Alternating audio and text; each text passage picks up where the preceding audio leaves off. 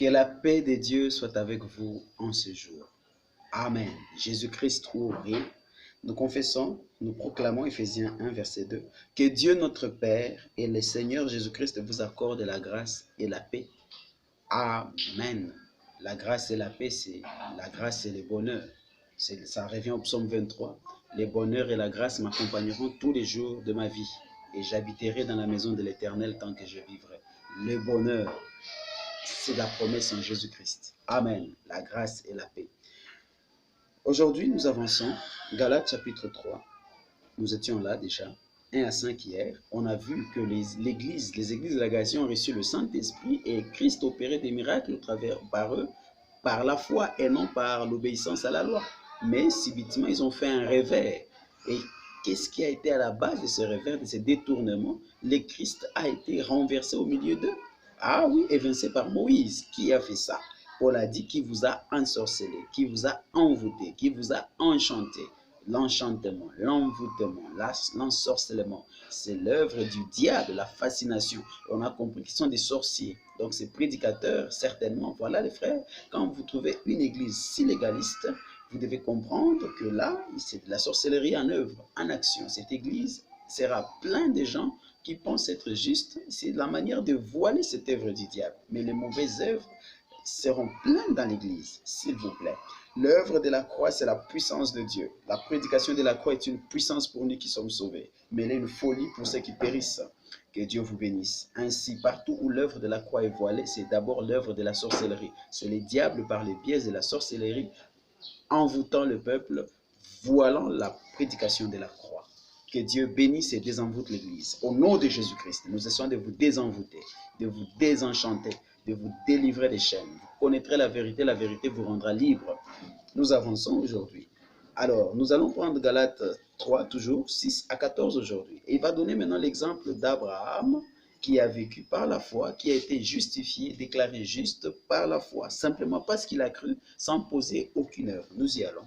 Or, il en a déjà été ainsi pour Abraham. Car l'Écriture déclare à son sujet, il a eu confiance en Dieu, et Dieu, en portant sa foi à son crédit, l'a déclaré juste. Alléluia. Merci Seigneur. Comprenez-le donc, seuls ceux qui placent leur confiance en Dieu sont les fils d'Abraham. Ceux qui placent leur confiance en Dieu. Et Abraham a cru en quoi? Dans la promesse d'un fils. Et nous, nous croyons en quoi? Dans l'accomplissement de la promesse d'un fils, le fils promis de Dieu est venu et quiconque le reçoit a la foi. C'est totalement la foi d'Abraham. Abraham a été justifié parce qu'il a accepté la promesse du fils et il a commencé à les confesser. Le fils vint.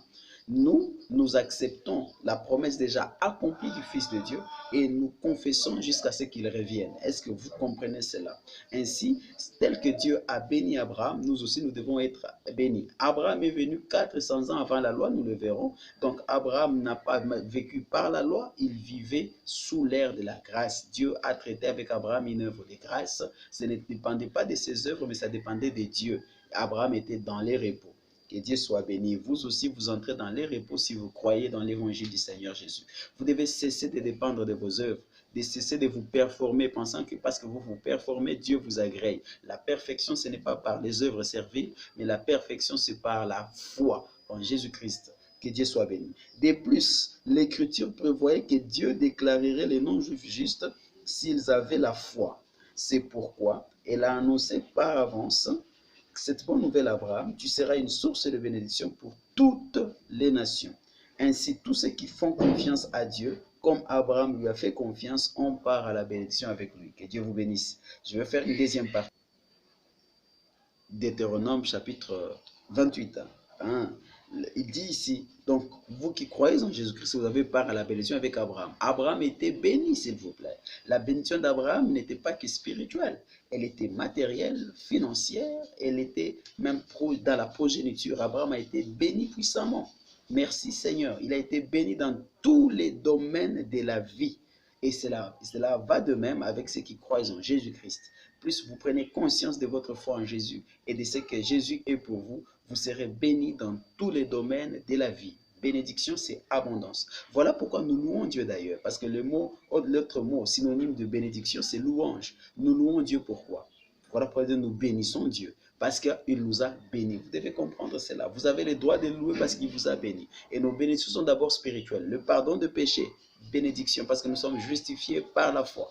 Et à partir de là, c'est parce que Jésus est mort à la croix que vous êtes justifiés. Vous acceptez l'œuvre de la croix, vous êtes bénis. Merci Seigneur. Le Saint-Esprit est une bénédiction, une grande bénédiction. Nous continuons la lecture. Je vais parler de bénédiction.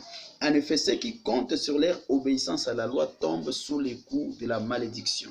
Car il est écrit, maudit soit l'homme qui n'obéit pas continuellement à tout ce qui est écrit dans les livres de la loi. Voyez les problèmes, les pièges. Parce que dans la loi, c'est fais ceci, tu seras béni. Si tu ne fais pas cela, tu seras maudit. Donc l'obéissance au commandement t'amène à la bénédiction. La désobéissance au commandement t'amène à la malédiction. Il n'y a que l'un ou l'autre. L'une des choses, l'une de deux. Maintenant, écoutez bien aimés. Ainsi, en vous attachant à la loi, vous vous attachez à la malédiction parce que le jour où vous désobéissez, et même si quand vous vous mettez à obéir, si vous n'obéissez pas à tous les prescrits de la loi, vous tombez sous la malédiction. Vous voyez Paul, quand il a accepté d'obéir aux vœux qu'il a fait en allant à Jérusalem, les conseils qu'on lui a donnés par Jacques et ses amis, qu'est-ce qui est arrivé? Paul est tombé sous le coup, la flagellation. Et même n'était pas flagellé, pourtant ils étaient à Jérusalem. Mais Paul est tombé dans les mains de l'ennemi, il a été chicoté à mort. Mais le Seigneur l'a épargné, il a rendu cela a concouru en son bien, mais il a été flagellé. Nous n'avons pas, vous savez bien aimé, c'est vrai qu'il nous être flagellé pour l'évangile, mais qu'est-ce qui lui est arrivé? C'est parce qu'il a obéi à la loi et pour se faire passer pour quelqu'un de bien aux Juifs. Voilà le problème. Mais bien aimé, vous devez comprendre, à vous de choisir la bénédiction ou la malédiction. Vous vivez par grâce, la confession, les louanges, les actions de grâce, et vous êtes béni abondamment, ou vous vous mettez à vous performer par vous-même, et les jours où vous n'arrivez pas, vous tombez dans la malédiction. À vous le choix. Il est d'ailleurs évident que personne ne sera déclaré juste devant Dieu grâce à son obéissance à la loi. Vous devez le comprendre. Puisque l'Écriture déclare le juste vivra par la foi. Par la foi. Voilà l'alliance. Or, le régime de la loi ne fait pas dépendre de la foi la justice de l'homme devant Dieu. Au contraire, il obéit à cet autre principe. C'est en accomplissant tous ces commandements que l'on obtient la vie. Vous voyez le principe de la loi. Vous devez obéir. On compte sur vos efforts pour obéir. Et là, vous obtiendrez la vie. Mais si vous n'obéissez pas, vous obtenez la mort, obligatoirement. Mais ici, dans l'ère de la grâce, l'obéissance veut dire croire. Et la foi, c'est croire dans le cœur et confesser de la bouche Jésus comme Seigneur. Et vous êtes directement bénis, justifiés, sans dépendre de vos œuvres. Voilà pourquoi le voleur de la croix a été justifié en une seconde, sans dépendre de ses œuvres. Que Dieu soit béni. Vous aussi, vous devenez juste sans dépendre de vos œuvres. Vous n'avez rien à cesser pour être justifié. Vous avez simplement à vous repentir de vos péchés, à regretter et à confesser vos péchés simplement. Et les péchés, les confesser, ce n'est pas simplement toute nature de l'homme est pécheresse. Vous avez simplement à reconnaître que vous êtes né dans le péché et que Jésus a pris votre place à la croix. Il est devenu vous afin que vous deveniez lui. Simplement cela. Le Christ nous a libérés de la malédiction que la loi faisait peser sur nous en prenant la malédiction sur lui à notre place. Et la malédiction de la malédiction. 60 versets.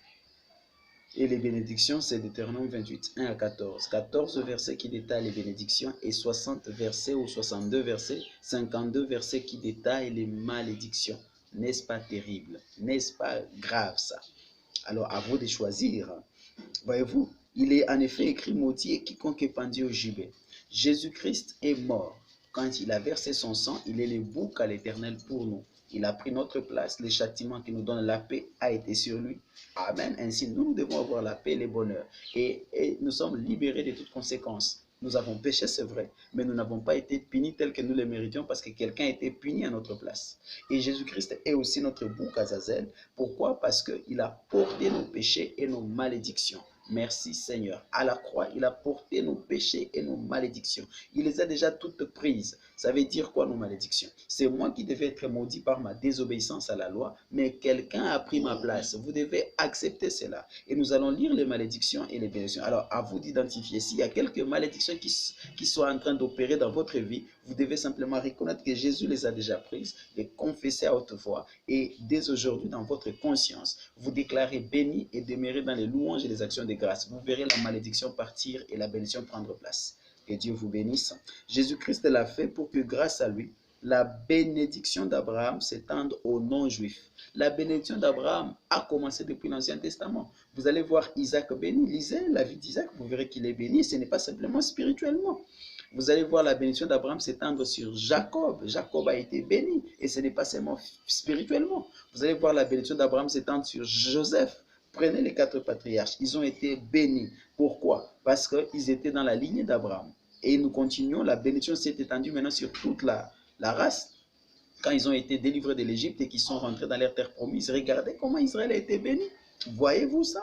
Et puis regardez les individus. David, Salomon, il y a des individus en qui les bénédictions étaient manifestes. Vous allez comprendre que c'est la volonté de Dieu. Maintenant, il est dit ici que ces bénédictions d'Abraham ne soient pas simplement limitées aux Juifs, mais que cela aille jusqu'aux non-Juifs. Ça veut dire à nous, simplement par notre foi en Jésus-Christ. Et que nous recevions par la foi l'Esprit que Dieu avait promis. Le Saint-Esprit se reçoit par la foi. Et la foi, ce ne sont pas les œuvres. Non, non, la foi, c'est la foi, c'est dans le cœur et dans la bouche. La parole est près de toi, elle est dans ton cœur, elle est dans ta bouche. Vous voyez cela? C'est simple, bien-aimé. Si vous acceptez la parole, vous êtes convaincu par le Saint-Esprit de la parole de Dieu et que de votre bouche vous dites Amen, qu'il en soit ainsi, vous confessez cette parole, la bénédiction se déverse sur vous. Voilà la promesse, voilà la parole, voilà la promesse. Il est dit en Christ, nous sommes bénis de toutes sortes de bénédictions spirituelles dans les lieux célestes en Christ. Donc vous avez à choisir entre la bénédiction et la malédiction. J'ai dit que je vais faire la deuxième partie de ceci pour parler de Deutéronome 28, les bénédictions et les malédictions. Amen, que Dieu soit béni. Ainsi, je vais lire Romains 4 pour insister. Romains 4, 1 à 12. Romains 4, 1 à 12 dit ceci. Romains 4, 1 à 12. Prenons l'exemple d'Abraham, l'ancêtre de notre peuple selon la descendance physique. Que pouvons-nous dire à son sujet? Quelle a été son expérience? S'il a été déclaré juste en raison de ce qu'il a fait, alors certes, il peut se vanter. Comprenez bien, Abraham n'a pas été justifié sur base de ce qu'il a fait. Or, c'était ça la justice de la loi. Voilà pourquoi ces pharisiens pouvaient dire que nous ne mangeons pas avec les hommes impurs, nous sommes pieux, nous jeûnons 2 fois par semaine, nous payons nos dîmes. Vous comprenez, c'est une justice basée sur ce que nous faisons. Et plusieurs vivent comme ça. Ils pensent que Dieu les agrée parce qu'ils font ce qu'ils font là. Non, bien-aimés. Aujourd'hui, Dieu nous agrée parce que nous croyons en Jésus-Christ. C'est seule la foi qui nous donne la possibilité d'être agréable à Dieu. La foi. La foi en qui? En Jésus-Christ. Voilà, on continue. Quelle a été son expérience? Mais ce n'est pas ainsi que Dieu voit la chose. En effet, que dit l'Écriture? Abraham a eu confiance en Dieu et Dieu, en portant sa foi à son crédit, l'a déclaré juste. Vous entendez ça? Si quelqu'un accomplit un travail, on lui compte son salaire, non pas comme si on lui faisait une faveur, mais d'après ce qui lui est dû. C'est vrai, n'est-ce pas? Vous avez travaillé du 1er au 30. C'est une faveur.